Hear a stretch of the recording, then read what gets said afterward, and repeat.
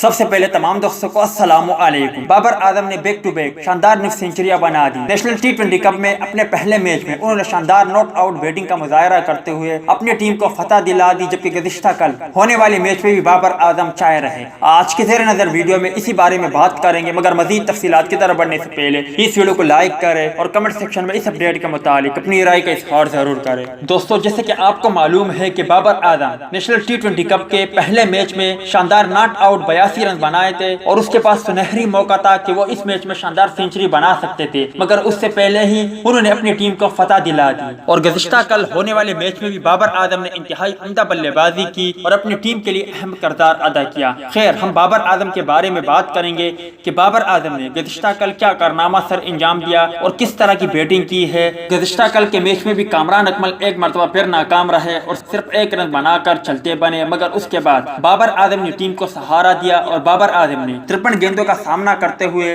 شاندار 86 رن بنائے، جبکہ بابر اعظم نے اس دوران 9 دلکش چوکے جبکہ 3 بلند بالا چھکے بھی لگائے۔ بابر اعظم کی سٹرائک ریٹ کی بات کریں تو بابر اعظم نے 162.26 کے سٹرائک ریٹ سے یہ 86 رن بنائے، جبکہ اس کے علاوہ بابر اعظم نے اس میچ میں ذمہ داری کا مظاہرہ کیا اور شاندار بیٹنگ کی، جسے یقیناً شائقین کرکٹر پسند کریں گے، کیونکہ بابر اعظم شائقین کرکٹر کے دلوں میں رہتے ہیں۔ مگر بدقسمتی سے بابر اعظم اس بار بھی سینچری بنانے میں ناکام رہے، مگر امید ہے کہ آنے والی میچوں میں بابر اعظم شاندار سینچری بنا کر اپنے چاہنے والوں کے دل ضرور جیت لیں گے۔ دوستو، آپ کو کیا لگتا ہے کہ نیشنل ٹی20 کپ میں بابر اعظم کیا سینچری بنا پائے گا یا نہیں؟ اس حوالے سے کمنٹ سیکشن آپ کے کمنٹس کا منتظر رہے گا۔